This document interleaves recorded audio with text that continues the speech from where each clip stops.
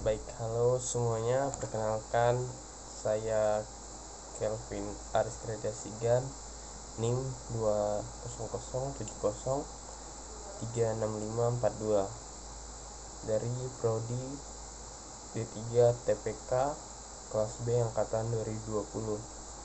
Jadi di sini saya akan menjelaskan mengenai produksi atau pembuatan dari natrium hidroksida atau NaOH. Oke, baik, seperti yang telah kita ketahui bahwa natrium hidroksida atau yang dikenal sebagai soda kaustik atau soda api merupakan suatu senyawa anorganik dengan rumus kimia itu NaOH. Senyawa ini merupakan senyawa ionik berbentuk padatan putih yang tersusun dari kation natrium atau Na+ dan anionnya merupakan tersusun dari hidroksida atau OH-. Natrium hidroksida merupakan basa dan alkali yang sangat kaustik, yang mampu menguraikan protein pada suhu lingkungan biasa dan dapat menyebabkan luka bakar bila terkapar oleh senyawa ini. Senyawa ini sangat larut dalam air dan dengan mudah menyerap kelembapan dan karbon dioksida dari udara. NaOH ini sering digunakan dalam berbagai kegiatan industri seperti dalam industri pulp dan kertas, yang dimana produksi NaOH ini sendiri di seluruh dunia terus mengalami peningkatan yang pesat, yang semakin banyak kapasitas pemakaiannya. Jadi pada kesempatan kali ini saya akan menjelaskan mengenai bagaimana proses pembuatan dari natrium hidroksida ini dalam beberapa industri, yaitu contohnya seperti industri kaustik sering dikenal dengan istilah industri kloralkali, karena selain menghasilkan produk utama berupa soda kaustik atau NaOH, dalam prosesnya juga nanti akan menghasilkan klor atau Cl dan gas hidrogen atau H2. Sebelum kita lanjut ke prosesnya, terlebih dahulu tentunya kita harus mengetahui apa saja bahan yang digunakan serta bahan apa saja penunjang dalam pembuatan kaustik itu sendiri. Adapun terdapat 4 jenis bahan baku yang digunakan dalam pembuatan NaOH ini. Yang pertama ada brine yang mengandung 20-25% NaCl. Yang kedua ada air, yang ketiga ada natrium karbonat, dan yang keempat ada listrik. Kemudian untuk bahan penunjangnya yaitu terdapat asam sulfat, merkuri, dan asam klorida.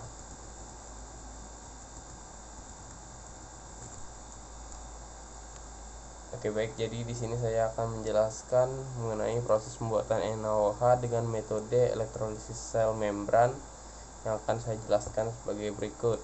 Yang pertama itu ada brine purification, di mana bahan baku garam yang telah disiapkan masuk ke dalam tangki pelarut, yang dimana larutan garam tersebut kemudian dipompa menuju sebuah reaktor untuk direaksikan dengan sodium karbonat dari sodium hidroksida, di mana proses ini berlangsung pada temperatur suhu yaitu 0-55 derajat Celcius untuk mengendapkan kalsium karbonat dan magnesium hidroksida dengan reaksi yang terjadi yaitu sebagai berikut, di mana Ca2+ akan bereaksi dengan Na2CO3 sehingga menghasilkan suatu produk yaitu CaCO3 dan 2Na+. Kemudian reaksi kedua yang terjadi yaitu Mg2+ akan bereaksi dengan 2NaOH sehingga akan menghasilkan produk yaitu MgOH2 dengan 2Na+. Endapan yang terbentuk keluar dari reaktor dan mengalami kenaikan suhu antara 55-60 derajat Celcius. Kemudian endapan itu akan dihilangkan sebagai slurry atau lumpur, di mana pengendapan dilakukan pada clarifier. Larutan garam tersebut kemudian dipompa untuk proses filtrasi pada sand filler dan plate and frame filter. Kemudian larutan garam dipanaskan terlebih dahulu dengan heater sebelum menuju ke cation exchanger agar kondisi operasi sesuai pada suhu 60-70 derajat Celcius, dan dilanjutkan dengan anion exchanger yang tujuannya dimana untuk memperkecil konsentrasi pengotor menjadi ppb part per billion. Lalu untuk tahap yang kedua yaitu ada proses burn elektrolisis dan evaporasi, di mana pada proses ini proses elektrolisisnya merupakan salah satu cara untuk membuat kaustik yang masih banyak digunakan di industri. Elektrolisis larutan garam menghasilkan klor pada anoda serta hidrogen dan NaOH pada katoda. Jika klor dan NaOH yang diinginkan sebagai produk akhir, maka rancangan sel harus dibuat sedemikian rupa sehingga kedua bahan tersebut tidak bercampur. Ada 3 jenis rancangan sel yang paling banyak digunakan di dalam dunia industri, yaitu yang pertama merupakan sel diafragma. Dalam proses ini disebut dengan sel diafragma karena sodium hidroksida dan klorin dapat bereaksi membentuk NaClO dengan reaksi lanjut yang akan menghasilkan sodium klorat atau NaClO3 dan dengan pada temperatur operasi di atas 40 derajat Celcius. Untuk mencegah hal tersebut, maka ruang katoda dan anoda dipisahkan menggunakan sekat yang disebut diafragma, sehingga sel ini dinamakan sel diafragma. Selain itu, sel diafragma juga menjaga untuk mencegah terjadi pencampuran gas hidrogen dan gas klor, karena kedua gas tersebut dapat menjadikan atau menyebabkan terjadinya ledakan apabila bercampur. Sel diafragma terbuat dari suatu selaput berpori yang dapat dilalui ion-ion, namun tetap dapat menahan pencampuran produk.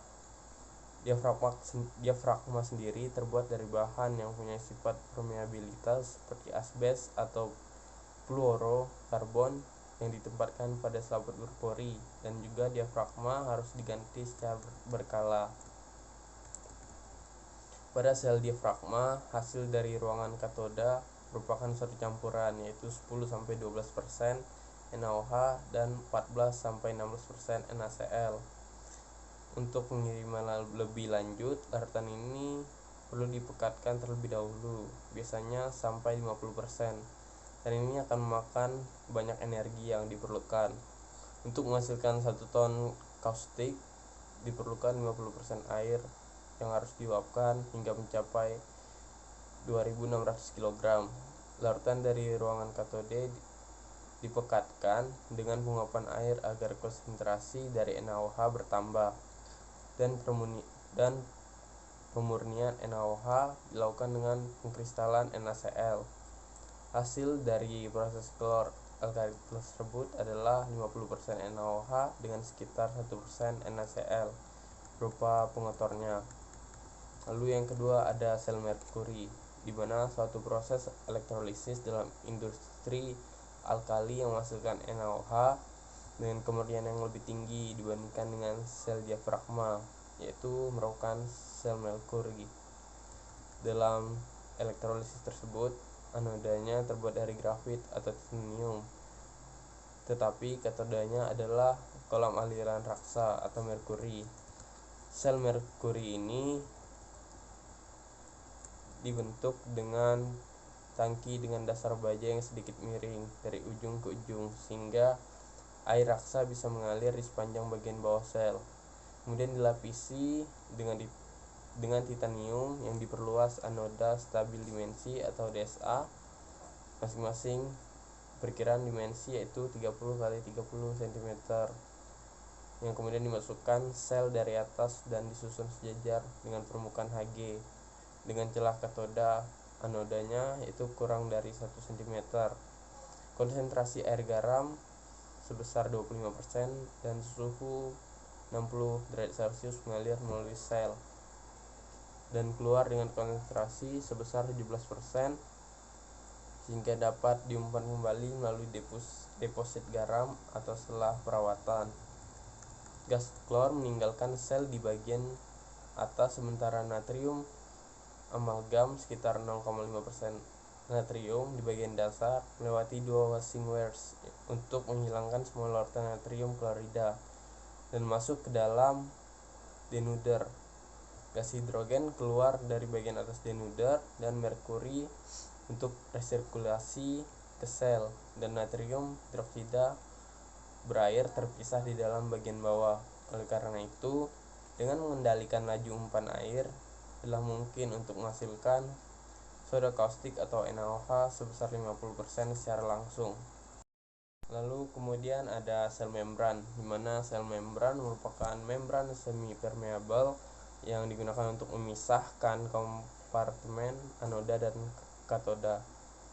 Proses elektrolisis larutan garam atau brine dengan menggunakan sel membran merupakan teknologi paling modern dalam industri klor-alkali.